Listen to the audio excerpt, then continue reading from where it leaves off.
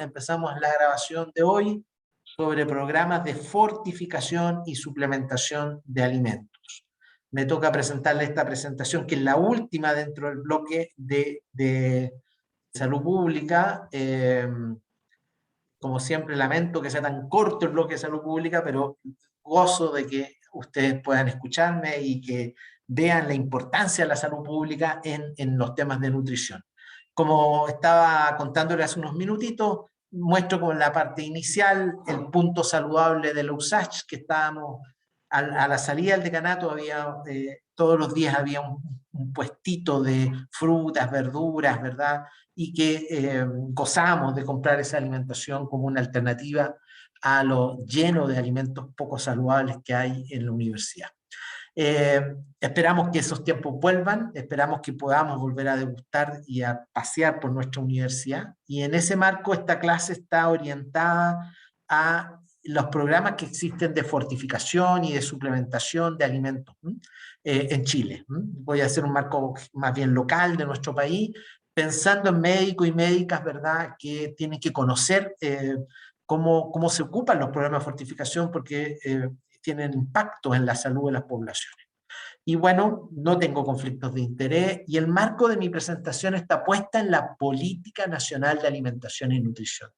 ¿Por qué aquí? Porque este es el marco nacional regulatorio, ¿verdad?, de referencia para el desarrollo de regulaciones, de estrategias, de planes. Entonces, cuando hablamos de nutrición en Chile, tenemos que basarnos en un marco conceptual. Y este es el marco conceptual que nos mueve en torno a la alimentación y la nutrición. Ojo que en este marco, que su fin último es la salud poblacional, tiene dimensiones, ¿no? Y yo solo quisiera rescatarle que hemos conversado en estas presentaciones varias dimensiones. Hemos hablado del derecho a la alimentación, hemos hablado de la seguridad, es decir, la posibilidad de disponer de alimentos, de acceso a esos alimentos y de la utilización propiamente tal de dichos alimentos, que es otra dimensión de la política. Y además de mirar que las cosas no son solo por educación, que requieren ciertos entornos o ambientes alimentarios, y se requiere mejorar estos entornos, ¿verdad? Así como en la universidad tenemos que mejorar nuestros entornos alimentarios para que la opción más saludable sea la que elijamos, ¿verdad? Para ello necesitamos que los entornos mejoren. Y para ello tenemos que promover alimentación saludable, que es la otra dimensión de la política, y tenemos que fortalecer la atención en nutrición. Si yo tengo una alergia a la proteína de leche de vaca, si yo tengo una enfermedad metabólica, si yo tengo un problema de salud producto de la malnutrición, encuentre en los distintos niveles de atención una buena acogida y programas que sean efectivos y eficaces, es decir, que me resuelvan el problema con intervenciones que sean basadas en la evidencia, que resuelven los problemas nutricionales que afectan mi salud. Para eso tengo que vigilar la situación nutricional de un país, tengo que vigilar los programas que existen, tengo que lograr que la ciudadanía se involucre en los temas de la nutrición, y tengo que ojalá meter a más sectores en esto, porque muchas de las cosas de la nutrición no dependen de mí. Por ejemplo, dependen de la economía. Por ejemplo, dependen de las políticas agrarias que tiene un país, las políticas de fomento pesquero que tiene un país. Entonces, si uno quiere mejorar la alimentación de una población, tiene que mirar a otros sectores, tiene que mirar a otros actores para que efectivamente los entornos, los ambientes, la disponibilidad, los alimentos, los programas de alimentación funcionen. Siempre pongo el mismo ejemplo: si yo el día de mañana todos nosotros nos pusiéramos a comer legumbres 2 veces a la semana, poroto o lenteja, los campos de Chile ya no producen legumbres. Entonces tiene que haber a la par un fomento de la producción de legumbres en un país. Por eso que es importante mirar las distintas dimensiones. Y hoy día vamos a presentar algunas de estas áreas en el ámbito de los programas que Chile ha tenido en la historia, que generan mejoría en la salud a través de distintos programas que entregan ciertos micronutrientes, sobre todo, o factores nutricionales que hacen mejorar la salud cuando el alimento habitualmente no se ha consumido. Esta línea de tiempo yo se las mostré hace un par de sesiones. Le dije que, y les conté, Bueno, hemos mirado que el desarrollo de los programas alimentarios, que son suplementarios, ¿verdad? Que apoyan a las familias, nacen primero por la beneficencia, porque el Estado no estaba, pero las organizaciones o de la Iglesia Católica o de otras iglesias o organizaciones de los obreros, los sindicatos empiezan, ¿verdad?, a entregar alimento a las poblaciones más afectadas en forma de suplementaria, ¿verdad? Como a un apoyo. ¿Y por qué? Porque el Estado casi no existía y había un país muy duro desde el punto de vista de la desnutrición, desde el punto de vista de las carencias, desde el punto de vista de la falta de entornos, ¿verdad? Seguros, ¿verdad? No había agua potable, no había eliminación de todo lo que significaban los baños, no existía esa estructura en el país y las poblaciones venían del campo a la ciudad a buscar trabajo, a buscar sustento. Entonces la situación era dramática. Y el país empieza a mejorar sus condiciones junto con desarrollar ciertas líneas a través de instituciones famosas en la historia de Chile, como por ejemplo Corfo, que los distintos programas de gobierno empiezan a fortalecer para que Chile sea un país también productor de alimentos. Un país que sea capaz, además de producir alimentos, de entregarlo a las poblaciones más afectadas. Y claro, algo ocurre, que yo también les conté, que se llama un círculo virtuoso, que si yo alimento bien a los niños de corta edad, desde que están en el embarazo, en gestación y los primeros años de vida, lo que se llama en nutrición los 1000 días críticos, el periodo de la gestación y los primeros 2 años de vida. Si yo me preocupo en esos 1000 días críticos de dar una buena nutrición, ¿verdad? Yo logro salir de la desnutrición, hago que ese niño o niña crezca y se desarrolle bien y tenga más posibilidades de un mejor desarrollo. Y es un círculo virtuoso porque al llegar a la escuela, ese niño o niña le empieza a ir bien en la escuela y la mamá, el papá, que necesitan mano de obra porque necesitan aumentar el sustento de la familia, dicen, no, dejemos a nuestro hijo, a nuestra hija en la escuela porque tiene cabeza, se la puede. Trabajemos nosotros más para que nuestro niño o nuestra hija no se vaya de la escuela. Y ese niño o niña aprende más, y al aprender más tiene más opciones de adquirir una renta mayor en su trabajo, y eso le permite ir saliendo de la pobreza. Ese círculo virtuoso está descrito por Chile en la historia de la lucha de la desnutrición a través de un conjunto de políticas públicas, pero una de ellas, quizás una de las más importantes, fue el desarrollo de la entrega de alimentos. Por eso que no es menor esto. Chile era un país que no producía un litro de leche, en sus campos no había, y el país se pone a producir leche, incluso al lado de países grandes productores de leche como eran Argentina y Brasil, y supera a los países hermanos porque hay un espacio del Estado muy preocupado de mejorar la tecnología, la producción láctea, el desarrollo de la universidad, para que estos productos sean seguros, ¿verdad? Acuérdense que Chile innova a producir leche en polvo. Si uno se va por América Latina y por el mundo entero, no va a encontrar casi países que se consuman tanta leche en polvo como se consume en Chile. Esa fue una innovación tecnológica del mundo de la universidad, porque dijo, este país es tan largo, tan complejo, tan distinto un campo a la cordillera, que hay que producir leche deshidratada, que al lugar donde lleguen, que en condiciones óptimas de preparación permita tener leche. Y así se crean los productos en polvo en Chile que se desarrollan a través de lo que se llamó el PNAC al principio, fíjense, el año 54, y después siguen desarrollándose hasta el día de hoy. Fíjense cómo cambia la mortalidad. Entonces, este es un programa que tiene un impacto en mortalidad, no es lo único. También ocurrió el agua potable, el alcantarillado, la mejoría en la educación, ¿verdad? Las vacunas, etcétera, etcétera. Entonces, si uno dijera una causa, cuando uno mira la literatura a nivel mundial y cuando dicen, ¿qué fue lo que más impactó? ¿Por qué Chile pasó de ser un país con la tasa tan alta de mortalidad infantil tardía y precoz, ¿verdad? La neonatal de los primeros 10 días, a ser un país que casi tiene una mortalidad muy baja, alrededor del 7% que tenemos hoy día? Una de las razones, una razón importante, es la entrega de alimentos a las familias para salir de la pobreza y para entregar a través de estos alimentos nutrientes que son muy buenos para la salud. Entregó leche, entregó productos que eran adecuados a su edad, a su momento, en las condiciones que se conocían. Eh, y uno mira la desnutrición, y uno mira cómo el Chile sale de la desnutrición. Aquí hay un cambio de patrón que hace una caída más abrupta, pero si uno se mira la tendencia en los últimos 30, 40 años, uno dice hasta que hoy día la desnutrición está bajo el 1%. Entonces uno dice, ah, esto ocurrió gracias a la educación. Sí, ocurrió gracias a la educación. Esto ocurrió gracias a mejoría de la economía. Sí, ocurrió gracias a la economía. Esto ocurrió de la mejoría social de la familia. Sí, ocurrió gracias a eso. Pero si uno se va a la causa de las causas, aquí hubo programas específicos de entrega de alimentos y de atención de niños desnutridos que permitió salir de la nutrición y avanzar. Otro ejemplo, si uno mira la caída de la desnutrición o población de la embarazada. Chile rápidamente descubrió que necesitaba pesar y medir a sus embarazadas y necesitaba profesionalizar el control. De hecho, si ustedes se dan una vuelta por América Latina, es el primer país que construye o desarrolla una profesión que se llaman las y los matrones, matronas y matrones, que no están en distintas partes, que es una enfermera, una profesional del cuidado, pero dedicado específicamente a este binomio.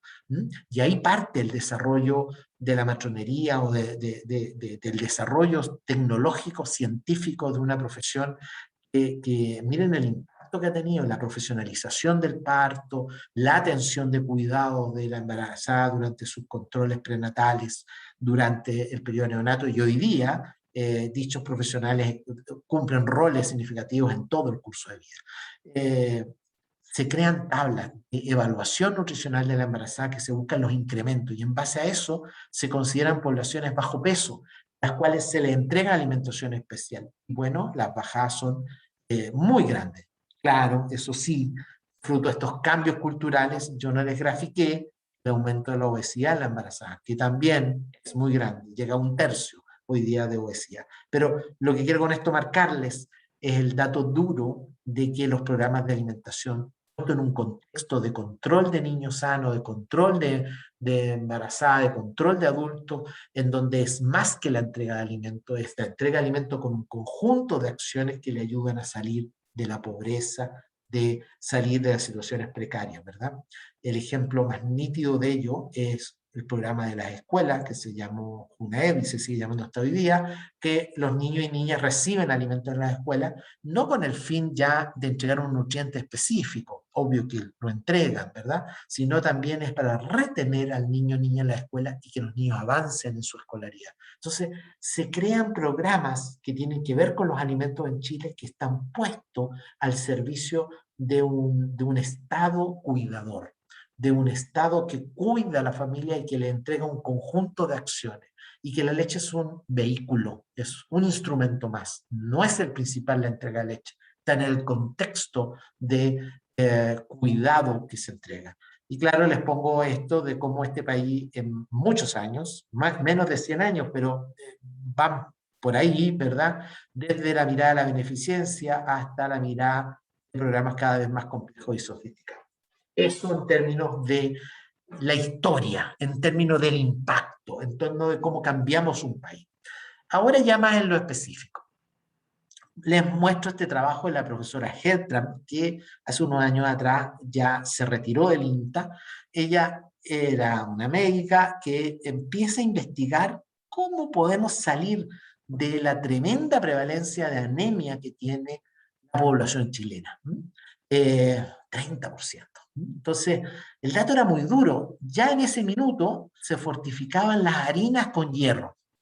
Entonces, y había habido un impacto. Ya era un poquito más bajo que el resto de los países hermanos de las Américas. Entonces decía, algo impacta, entonces, y algo impacta en un tipo de hierro. Y las investigaciones en esos años estaban buscando qué tipo de hierro se podía usar cuando a nivel potente de la evidencia se descubre de que el hierro puesto en un vehículo que es la leche, es posible que se absorba de buena medida y es posible que se absorba un tipo de hierro que se absorba adecuadamente. Y se empieza a probar y se empieza a descubrir de que al entregar leche a la población era posible que dicha población de niños y niñas bajaran sus prevalencias de anemia y desaparecieran las anemias carenciales ferroprivas que producían daño irreversible al desarrollo humano. Recuerden que hace 30 años seguíamos teniendo niños y niñas que fruto de anemias ferropénicas, ¿verdad?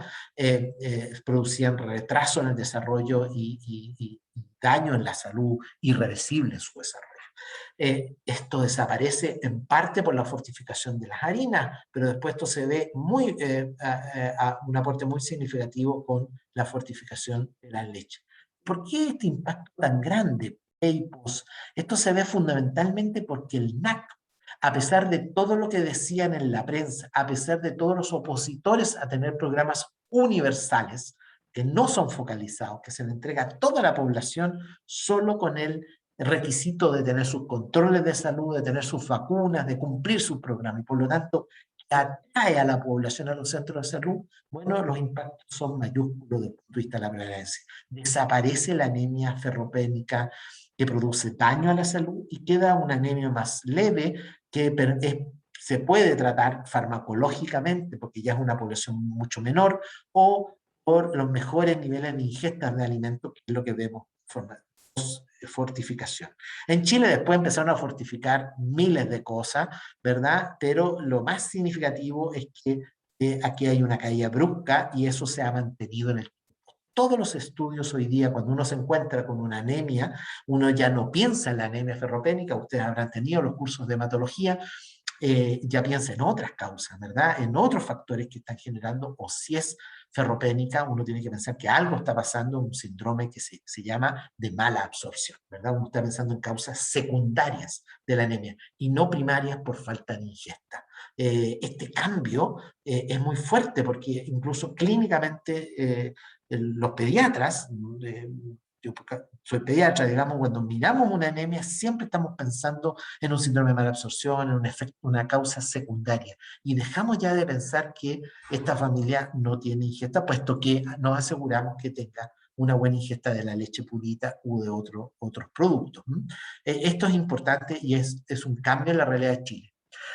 Hace unos poquitos años atrás, a mí me tocó participar en este programa de crear un producto de misopita. Y esto era porque seguíamos teniendo y seguimos teniendo población de desnutrido en nuestro país. Es cierto que bajó menos del 1%, pero ojo, que fruto de las migraciones, fruto de empobrecimiento de la población, siempre teníamos distintos sectores, zonas o áreas en donde aumentaba el riesgo de desnutrir y la desnutrición. Acuérdense la curva de Gauss y acuérdense que decimos que hay riesgo de desnutrir cuando peso por la talla está entre -2 y -1. Es un riesgo de desnutrir. Y cuando sale menos de -2 desviaciones estándar en peso para la talla habitualmente o en peso para la edad, uno dice, este niño o niña está desnutrido, ¿verdad? Se sale de la curva de Gauss de lo normal y uno asume que hay una desnutrición por causas de falta de ingesta o por causas secundarias.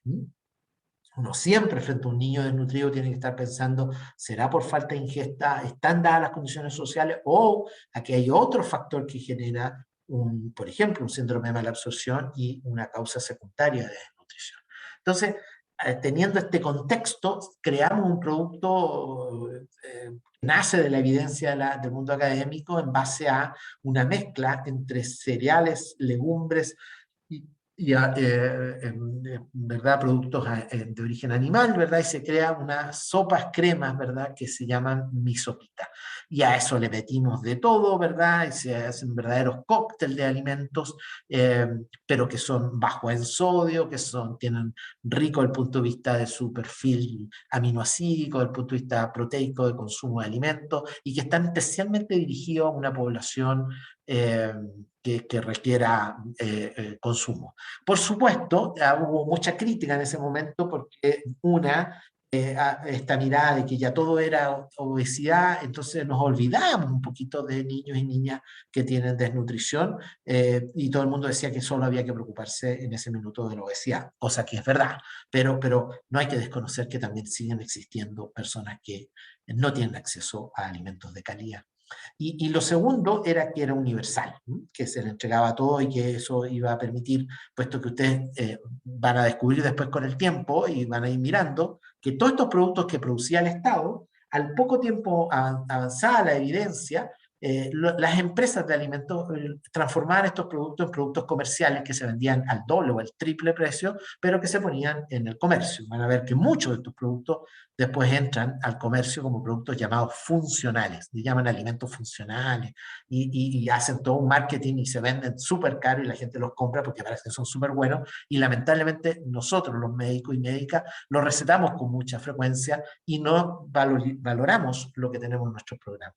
Bueno, mi sopita se crea, hicimos unos estudios para ver si esto estaba funcionando bien y nos dimos cuenta que las poblaciones que se recibían estos productos lo recibían muy bien, había muy buena aceptabilidad y funcionaba el modelo. Pero no sabíamos si había impacto y otro grupo empieza a mirar impacto.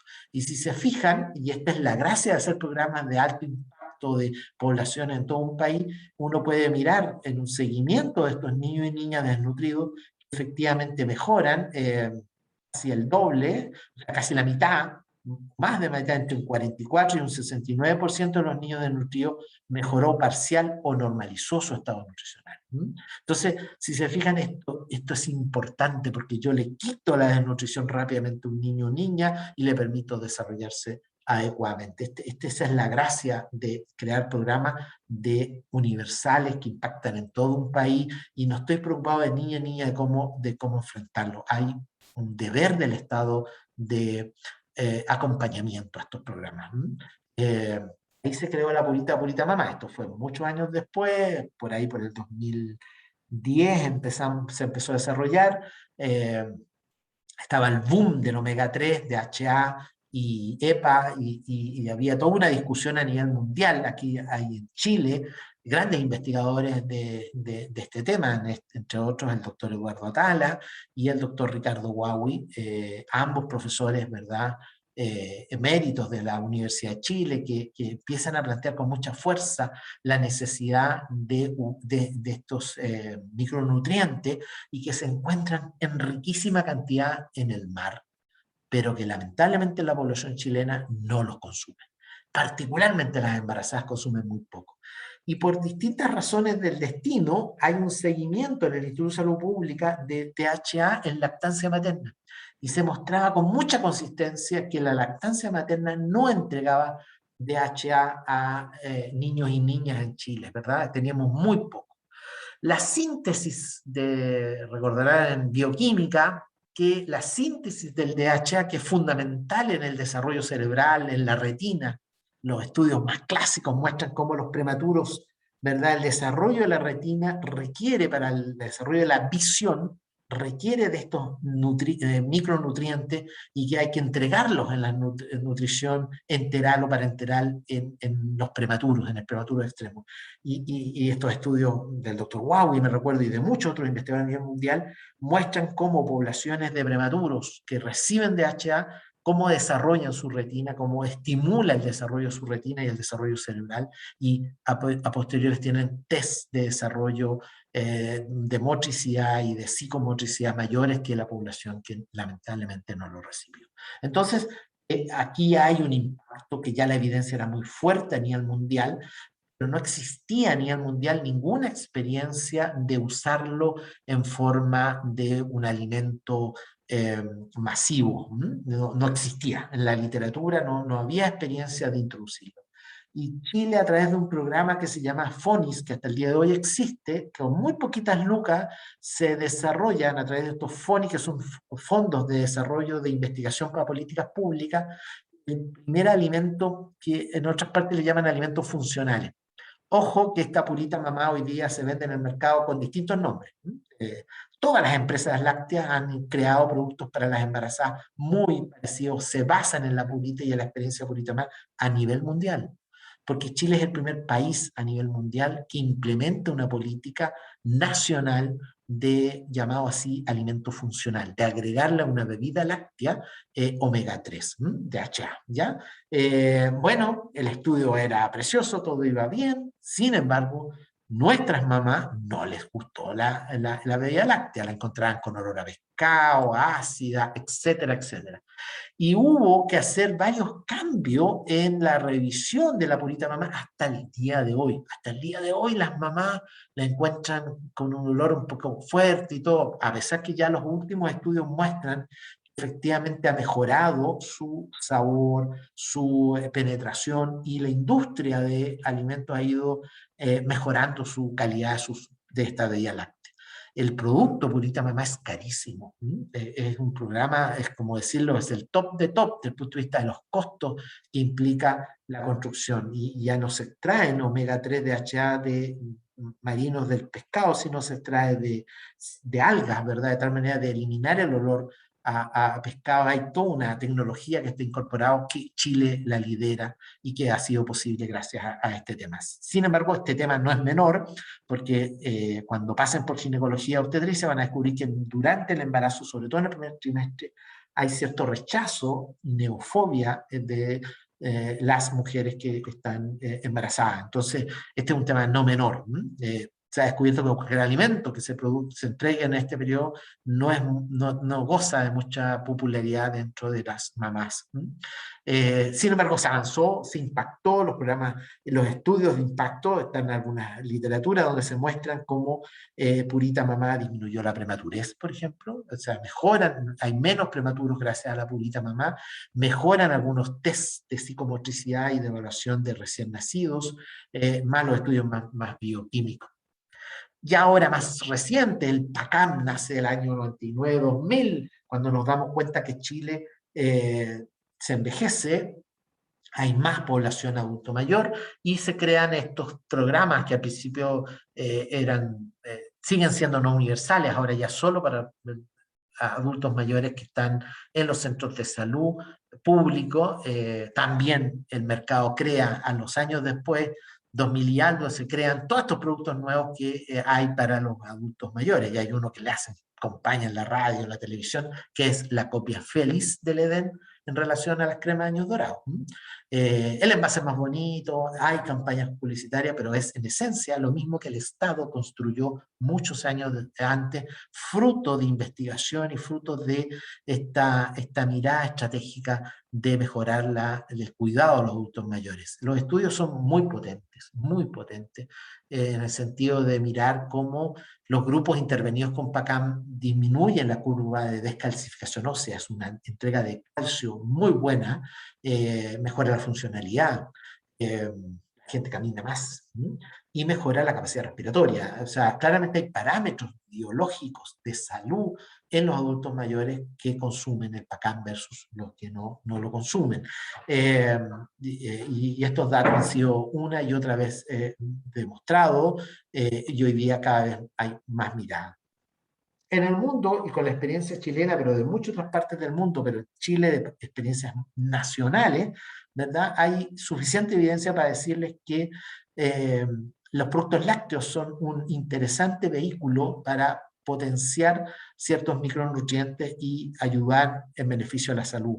Y hay bastante evidencia sobre este tema. Les puse la última revisión que, si quieren, la leen. Siempre abajito les puse los links de las investigaciones que estoy citando, que me parece que son investigaciones bastante fáciles de leer y con buenos datos, y además en literatura en español, que me parece también es importante destacar. No siempre lo que viene en inglés es superior a lo que viene en español, hay mucha literatura en español que es muy buena, que nos sirve.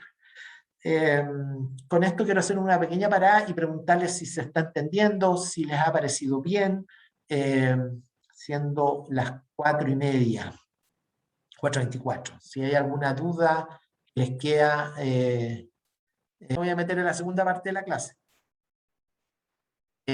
Y voy a seguir con fortificación de las harinas. La fortificación de las harinas, fíjense de cuándo viene. Viene del año 50.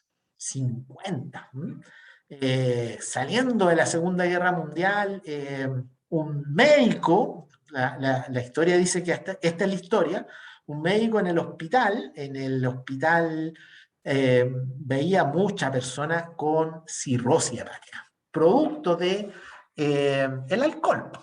El alcohol en las distintas latitudes, y la discusión era cómo mejorar esta cirrosis hepática, pacientes que llegaban muy mal, muy deteriorados y con muchos signos carenciales de distintas déficits de micronutrientes, vitaminas del complejo B, riboflavina, tiamina, niacina, y no tenían muy claro qué era, pero decían que había mucho síndrome de déficit de vitamina. Entonces llamaron a una industria que le dijeron que sí, que tenían un combinado, y le dijeron ya, póngale ese combinado a las harinas, porque aquí la gente come pan. Y de esa fecha del año 50 se introdujo un decreto presidencial para introducir en las harinas. Están las historias cuando el decreto que se hace firmado y avalado por el doctor tanto, que no me acuerdo cómo se llamaba, para ponerle tiamina, riboflavina, que era la mezcla que había.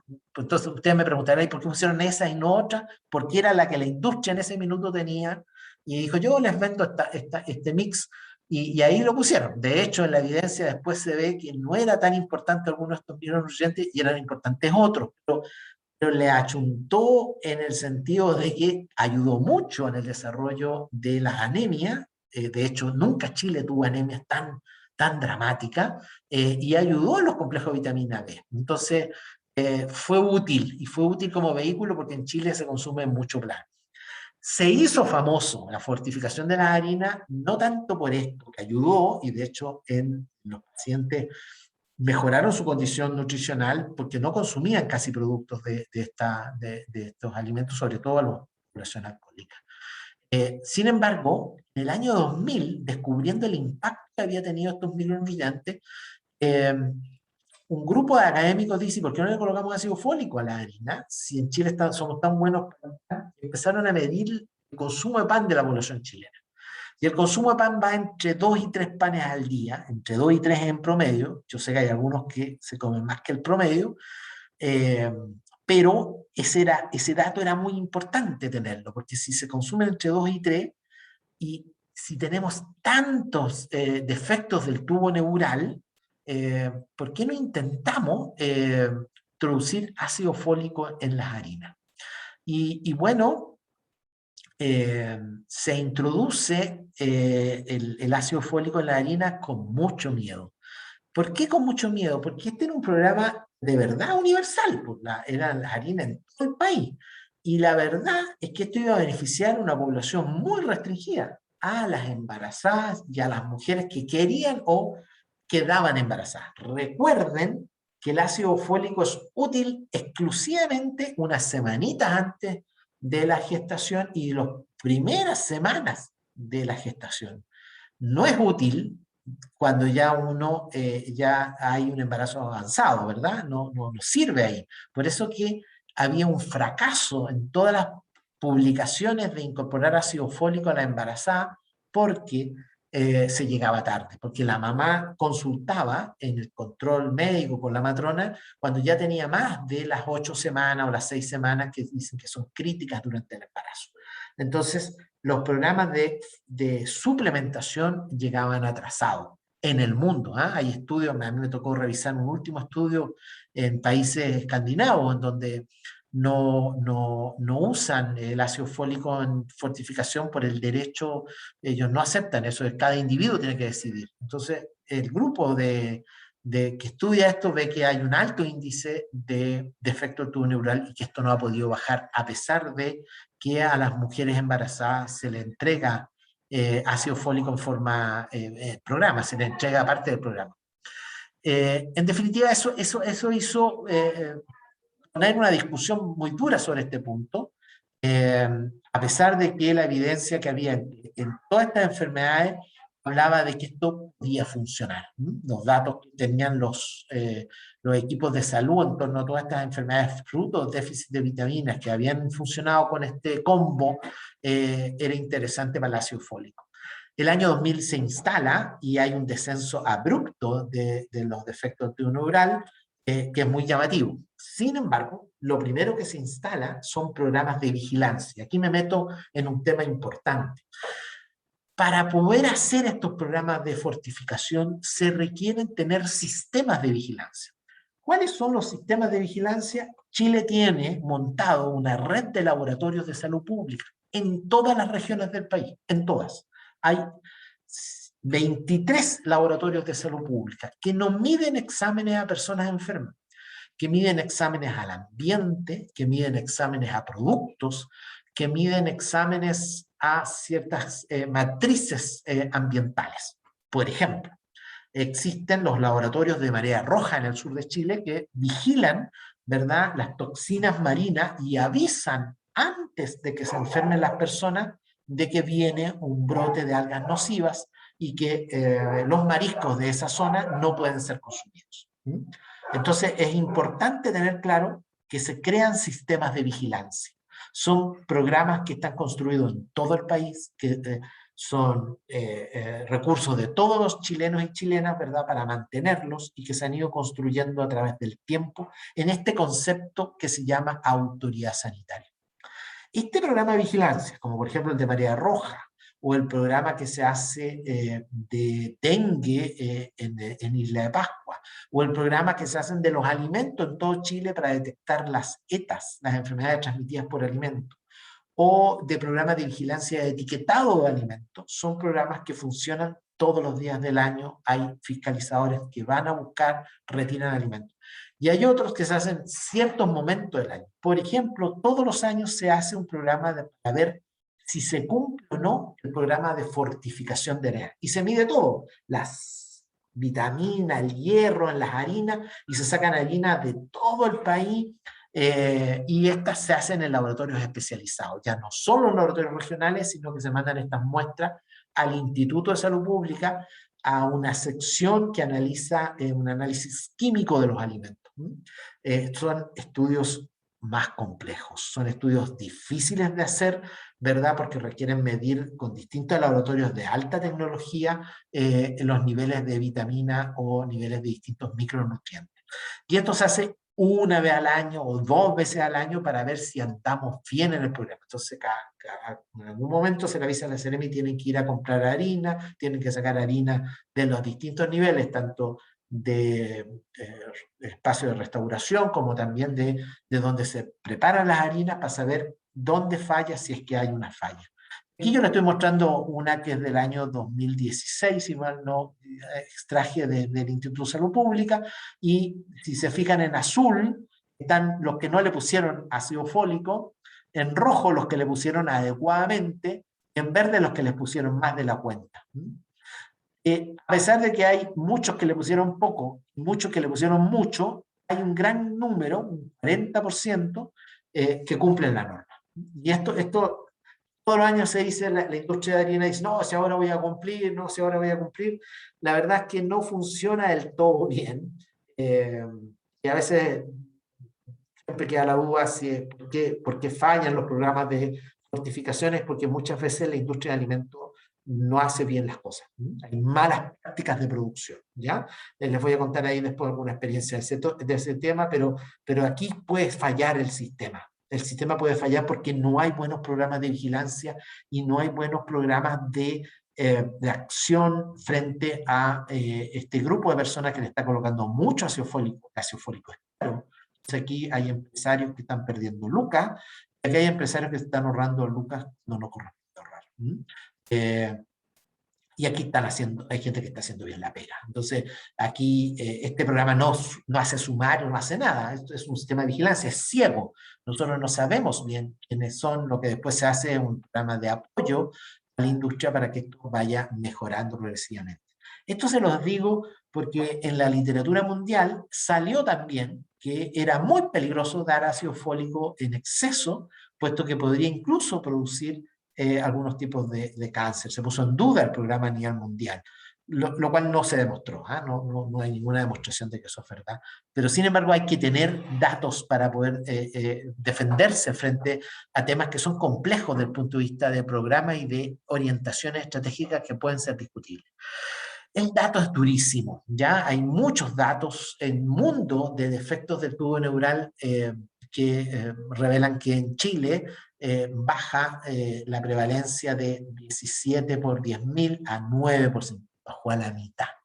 ¿Ya? Esto quiere decir que hay menos niños con daños del tubo neural, desde acordarse que el ácido fólico participa activamente en los procesos de síntesis del DNA y que por lo tanto la formación de membrana y estructura en momentos críticos del desarrollo embrionario, en embrio se enseña cómo se va produciendo, ¿verdad?, las distintas etapas, y hay momentos de cambio, ¿verdad?, de constitución de las distintas membranas, y que el déficit de ácido fólico puede ser crítico.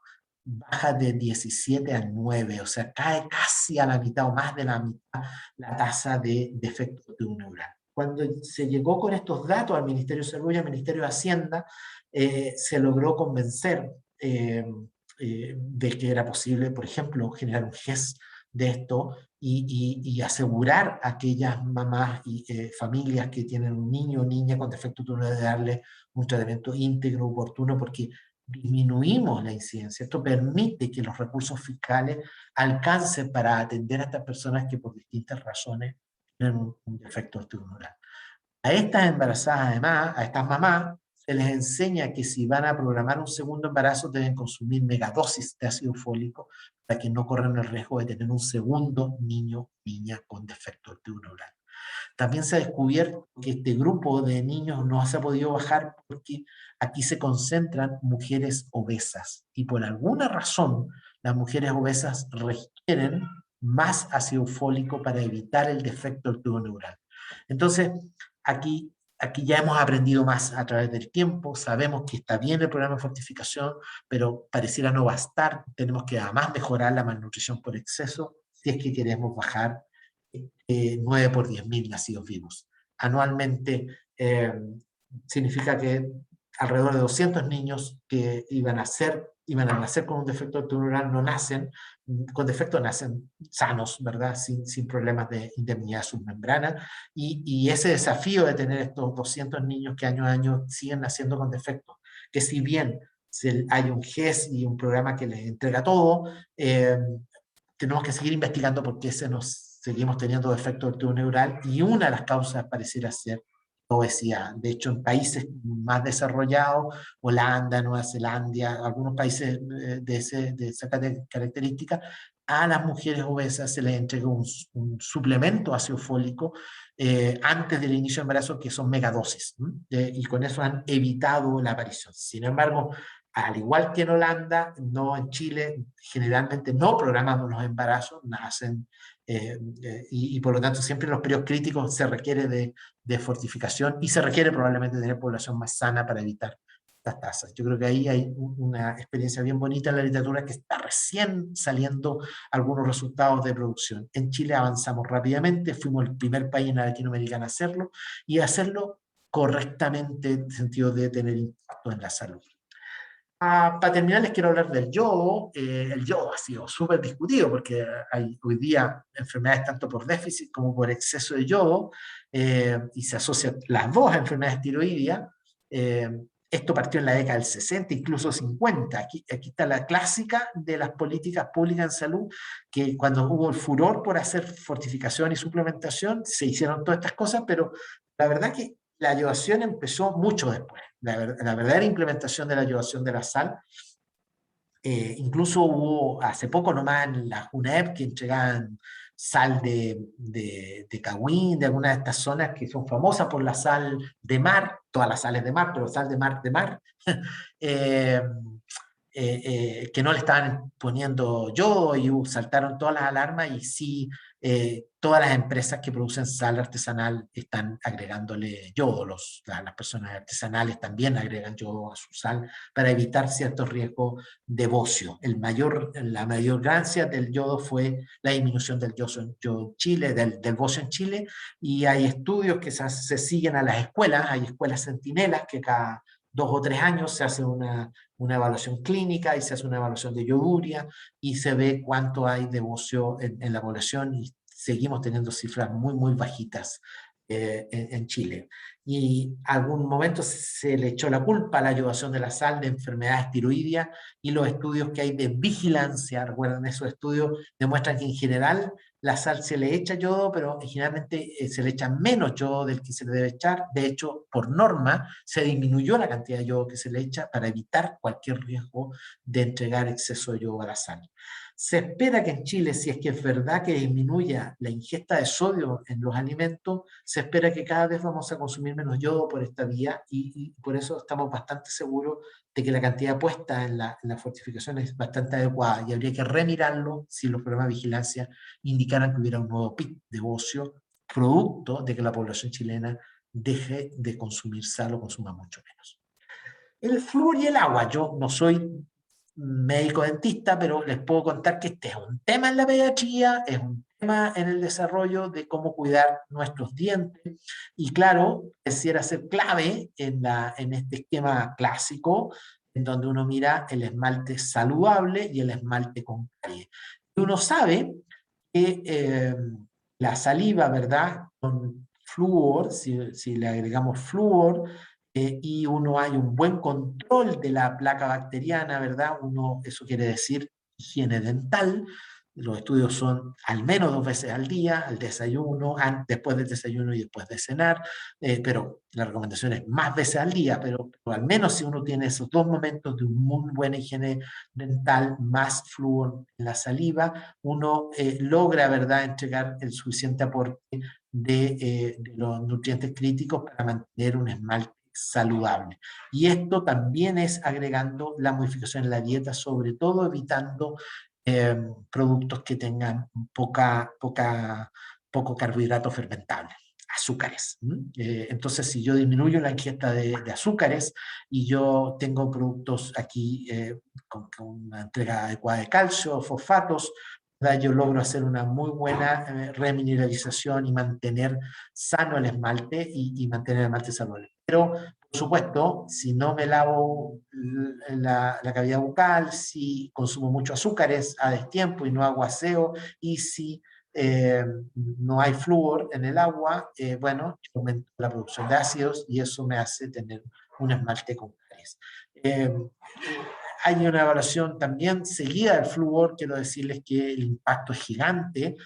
Si uno mira cómo el número de niños con caries, perdón, sin caries, libre de caries, que es un indicador que tiene la salud dental en Chile, cómo mejoró en niños de 12 años, fruto de la fluoración del agua. Incluso el impacto es gigante desde el punto de vista del daño severos de los dientes. Lo que se llama el daño por caries, ¿no? Que no es lo mismo tener una caries chiquitita, incipiente, a tener un daño de la pieza dental. Y este indicador, que es seguido todos los años, ¿verdad?, por el programa de salud bucal, indica que los daños de las caries son mucho menores frutos del flúor. Ustedes saben que hay ciudades enteras en donde no se puede entregar flúor porque están en zonas en donde los sistemas de agua potable no se puede fluorar el agua. En esos sistemas la JUNEP entrega leches con flúor, y es solo en esos sistemas leches con flúor y en donde se dosifica muy bien la leche. Ustedes recuerdan el concepto de fluorosis, que es un daño en el esmalte dental producto del exceso de flúor. Por lo tanto, el flúor debe entregarse en las concentraciones que vienen del agua. Y hay una vigilancia del flúor en el agua, de tal manera que las aguas naturales que tienen mucho flúor en esas zonas no se pone flúor en el agua, de tal manera de mantener valores que permitan una entrega segura de flúor a niños y niñas y a toda la población adulta que consume agua. Este es un programa que los de salud bucal lo defienden mucho, pero siempre ha sido discutido. Por ejemplo, aquí voy a ponerle estos datos que uno lo mira desde el punto de vista histórico, ¿verdad?, de que niños que tienen menos de 5 partes por millón de flúor versus niños que tienen más. Entonces uno a los 2 años y uno mira la cantidad de 78% de sin caries versus 83, o sea, como que aquí no hubiese tanta diferencia, pero obvio aquí hay más niños que tienen dientes sanos. es muy notorio que hay muchos menos niños con dientes dañados severamente. Y estos datos ocurren todos los años. A los 4 años es un 38 versus un 52% de niños que tienen mejor cavidad bucal. 3 contra 3,8, etcétera, etcétera. Estos datos muestran la efectividad. En Chile hay que decir que esto lo hemos hecho en base a recomendaciones internacionales.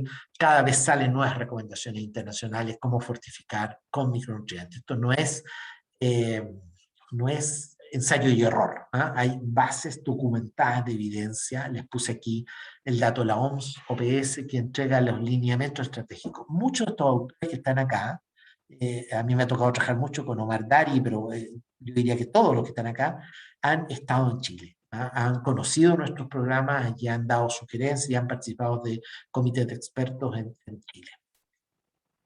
Dicho esto, he tratado en esta clase de mostrarle programas de fortificación, de verdaderos impactos que ha tenido en la salud de las poblaciones, de que ustedes sepan que existen esto y que uno puede hacer acciones universales que mejoren los ambientes, que mejoren los entornos, ¿verdad? Que los alimentos que consumamos sean de mejor calidad, que aporten a la salud. No van a curar una enfermedad. Si un paciente tiene anemia, va a requerir un tratamiento con hierro y una supervisión clínica, pero van a ayudar a que menos niños y niñas tengan una anemia ferropénica, que menos niños nazcan con defecto del tubo neural, que tengamos más adultos mayores autovalentes, etcétera, etcétera. La mirada es de esa mirada, por eso que no es un enfoque de meterle todo a todo.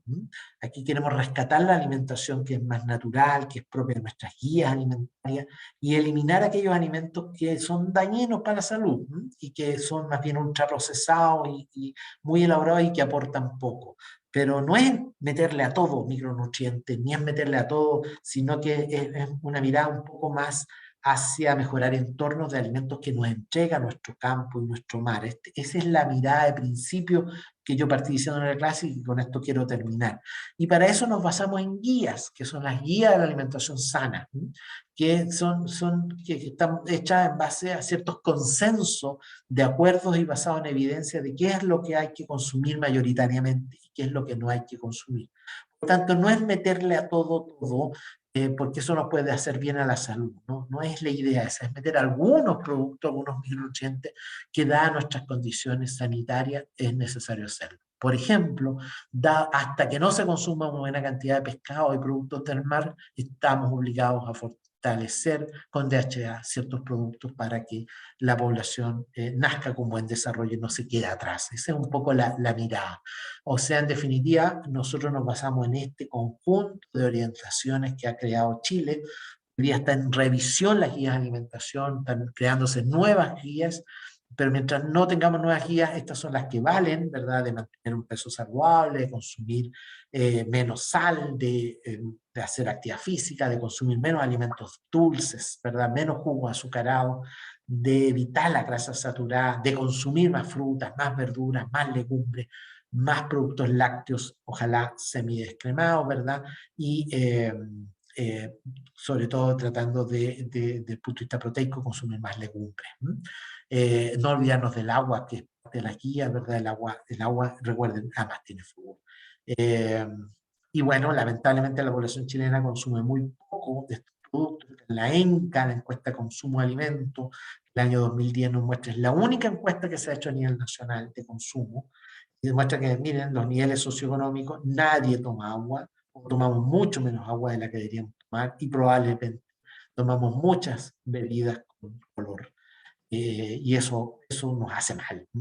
Estamos mejor en fruta, estamos mejor en productos lácteos, un poquito mejor en leguminosas, sobre todo en algunos sectores, pero nos falta mucho camino que andar. Y esa es la base de la alimentación, no es alimento fortificado. Algunas cosas hay que fortificar. No olvidarnos que lo que comemos nos causa enfermedad, nos causa muerte, ¿verdad? Y más del 50% de las causas más importantes de muerte tienen que ver con el consumo de alimentos. Solo para terminar, y no sé cómo andamos de tiempo, pero quisiera hacerles un énfasis que para esto hay que tener un reglamento, hay que tener marcos normativos, algo en donde se construye. El año 68, también hace algunos años atrás, el gobierno de Chile y el Parlamento se ponen de acuerdo. Y se ponen de acuerdo porque el Parlamento no es capaz de construir un código sanitario, se aburren. Es muy técnico, no lo manejan tantos datos, entonces le entregan al presidente de la República, hágame un código sanitario y nosotros se lo aprobamos como ley. Y el gobierno, que me han dicho, dijo el gobierno, hizo un código sanitario y en este código sanitario rescató toda la herencia de los códigos sanitarios en la historia de la salud pública chilena, le puso mucha fuerza al concepto de autoridad sanitaria y le puso mucho poder. Si ustedes se fijan, el código sanitario tiene mucha potencia, tanta potencia que le entrega mandato al Ministerio de Salud de hacer todas las cosas, incluso desde el punto de vista precautorio, ¿ya? Y esto depende fundamentalmente del presidente de la República, pero siempre con un informe del Ministerio de Salud. En ese momento se redactó como director general de salud, la creación de reglamentos, ¿ya? Y que son los reglamentos los que nos construyen. Entonces, en síntesis, el 68, por ley, se constituye un código sanitario, que es ley de la República, y que es mandato y que le da mucho poder a la autoridad sanitaria expresada en el Ministerio de Salud, ¿ya? Este código sanitario le entrega potestad a salud para ver temas que tienen que ver con la salud pública y el bienestar higiénico del país. Así quedó escrito, ¿verdad? Y esto además es refrendado en la Constitución política, en su ley orgánica, en la Constitución política. Entonces, ojo, que cuando discutamos la Constitución política nueva que viene para Chile, vamos a tener que volver a discutir el concepto de autoridad sanitaria emanada. Chile en la última reforma le entrega la autoridad sanitaria a este sector que está aquí en azulito, a la Subsecretaría de Salud Pública y a las Ceremis. ¿Se acuerdan que yo les dije hay laboratorios regionales? Hay autoridad sanitaria que tiene que velar por el cuidado de la salud. Y se lo entrega también al Instituto de Salud Pública, es parte de la autoridad sanitaria. Eh, los reglamentos, en particular es el reglamento sanitario de los alimentos, un reglamento que tiene carácter de ley, que es obligación, y tiene dos cualidades importantes. Una es que no es, le entrega las condiciones mínimas para que cualquier persona, institución o empresa produzca, desarrolle, construya alimentos y lo ofrezca para el consumo. Pero si ese alimento se va a consumir en el territorio de Chile, debe cumplir con el reglamento. No necesita autorización. Si ustedes se van a otros países, están todos los alimentos autorizados. Y hay una agencia que va autorizando alimento por alimento. En Chile no. En Chile no se requiere autorización, lo que se requiere es que las empresas cumplan con el reglamento. Y otra vez, para poder estar seguro que lo están haciendo bien, tienen que haber programas de vigilancia a nivel nacional para revisar y fiscalizar que todo se cumpla bien. Si no se cumple bien, las penas del infierno, la sanción, y por eso que la ley del Código Sanitario le entrega a salud tanta poder que, a diferencia de cualquier otro país de la orden, salud puede llegar, el Ceremi, a cerrar un restaurante, a cerrar una empresa de alimentos, solo por el hecho de la precaución de que puede enfermar a alguien. Ojo que esto es muy fuerte. Si ustedes se van, por ejemplo, a un país cercano, eso no lo puede hacer salud. Tiene que pedirle a los tribunales que hagan el cierre. Y los tribunales van a escuchar ambas partes, va a haber un juicio hasta el cierre. En ninguna otra parte, o muy pocas partes, esta potestad está radicada exclusivamente en salud. Por supuesto que los criterios precautorios después hay que demostrarlo. Entonces, lo que quiero decir es que los alimentos cumplen a través de este reglamento sanitario de los alimentos. Es aquí donde se pone si hay que fortificar un alimento, si hay que regular, etcétera, etcétera. Aquí es donde se ponen las condiciones mínimas. Entonces, no es casualidad que todos los alimentos que se consumen en Chile tienen el mismo etiqueta, tienen la misma información, tienen los mismos alto en, por ejemplo, cuando tienen alto en, porque es aquí donde se construye el reglamento, en este reglamento sanitario de los alimentos. Espero que el concepto les haya quedado claro. Lo mismo pasa para los lugares de producción, de consumo, etc. Un restaurante se autoriza, pero no se autoriza lo que se prepara, se autoriza el establecimiento, que tenga baño, que sean higiénicos, que tenga mesas, que tenga gente preparada, que tenga todo el sistema, ¿verdad? Pero los alimentos per se solo tiene que cumplir el reglamento, que estos alimentos, los alimentos sean de buena procedencia, que estén etiquetados, etcétera, pero no es la obligación de ir a autorizar alimentos por alimentos. Y en ello, la regulación que hace Chile es muy estricta en lo que se coloca ya en esta información, por ejemplo, nutricional por 100 gramos o por porción, y ha sido al principio voluntaria, hoy día obligatoria, muy exigente. Hemos sido un país muy riguroso en el cumplimiento de estos temas y en el cumplimiento de lo que se llaman descriptores, ¿verdad? Y en lo que se llama mensaje saludable. Entonces, con esto se evita que haya mucha publicidad. Aquí no se puede destacar cualquier cosa, solo lo que de verdad está basado en evidencia. Entonces exigen los descriptores, existen los mensajes, llamados mensajes saludables, que son 12, no cualquiera, y que están asociados. Por ejemplo, existe un mensaje de hierro y anemia, existe un mensaje entre calcio y hueso. Entonces, pero el mensaje solo puede decir un contexto, y ustedes van a encontrar en los alimentos, este producto tiene hierro que puede beneficiar la salud y puede evitar la aparición de anemia, pero no dice que cura la anemia, ni dice que cura los defectos del tubo neural en el caso ácido fólico. Esa es un poco la idea. 15 minutos, no sé si hay alguna duda, algún comentario, si no nos vamos a un pequeño descanso, siendo a las 5 de la tarde.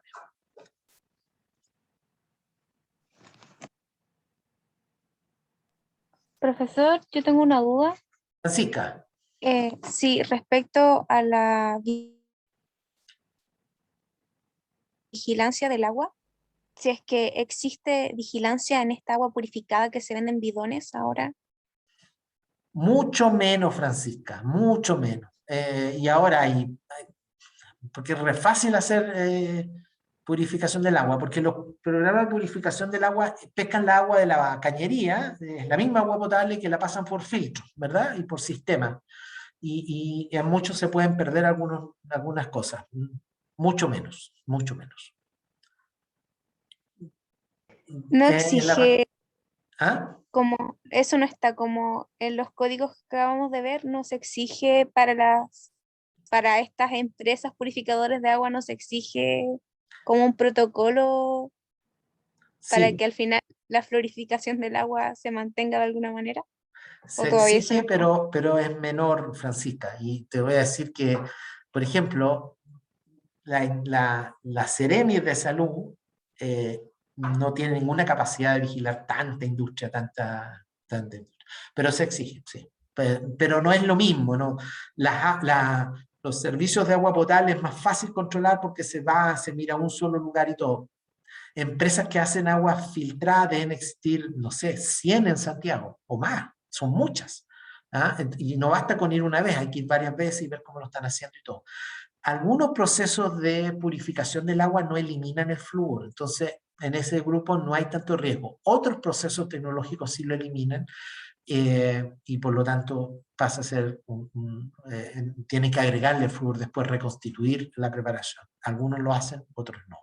Y hay otros que expresamente dicen, este producto no tiene flúor y han pedido una autorización expresa a la CNMI para decir que no tiene flúor. Y hay gente que quiere agua sin flúor.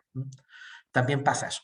Pero tienen que hacerlo expresamente ante la autoridad sanitaria para que expresamente se lo autorice. Pero, Francisca, con eso tú estás dando un tema de que no todo se fiscaliza, no todo se vigila, y tú vas a escuchar muchas veces de pérdida de la seguridad, de la inocuidad, y tuviste ahí que todos los años se fiscaliza la harina, cuando se va a fiscalizar la harina se descubre que un porcentaje importante de empresas no le ponen los productos que tienen que ponerle, o le ponen más o le ponen menos también, que también son buenas prácticas de manufactura. Por eso, en el último tiempo, nace un concepto nuevo en la industria de alimentos, que es HACCP, que es análisis de puntos críticos, que es, hay empresas que tienen HACCP reconocido, y son empresas externas, es un negocio, lamentablemente, pero funciona, que tienen empresas de alimentos que tienen sistemas de control de calidad. y que están certificadas, que hacen bien sus procesos, sus buenas prácticas las hacen correctamente y tienen sistemas externos de control de calidad. Pero no todos lo tienen. Este es un tema en desarrollo en el país.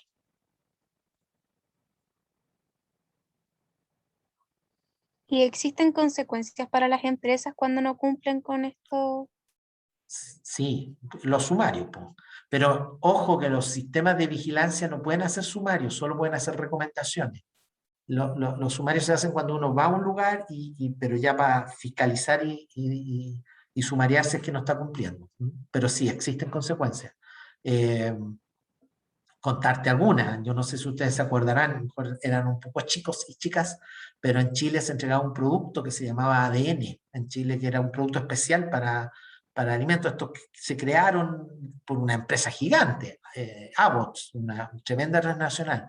Y en Chile ese producto ADN, todos los hospitales, todo el mundo usaba ADN porque era un producto que se usaba mucho, un suplemento nutricional, y la empresa dejó de echarle micronutrientes. Y claro, no pasaba nada, pero justo ocurrió que había un grupo importante de pacientes que solo consumían ADN y empezaron a tener hipocalemias severas, incluso con muerte de personas. Esa empresa se cerró, esa hubo un sumario, incluso hubo sanciones, estuvieron presos un tiempo por lo grave que ocurrió. Ellos siempre, los que fueron responsables, dijeron de que fue un error humano, no fue intencional, sin embargo, fue sistemático y escondieron información a la autoridad. La autoridad le preguntaba qué estaba pasando, me tocó estar ahí a cargo del programa bueno, esa empresa se cerró a tal nivel que quebró, esa empresa nunca más apareció un producto llamado ADN. Eh, Hay sanciones, hay sumarios, pero Francisca, es débil el sistema. En Chile la autoridad sanitaria es débil. Tú mismo lo has visto con el tema del COVID. Son pocos profesionales que hay en las regiones y siempre que hay aumento de los recursos se destina más a atención en salud y muy poco a estos programas. La ley de etiquetado, nosotros logramos un fiscalizador más por región, uno. O sea, hay 12 fiscalizadores más por región para revisar si se está cumpliendo bien la ley de etiquetado. O sea, son estructuras débiles, no son grandes estructuras. Muchas gracias. Y si no hay más dudas, voy a dejar de grabar en este minuto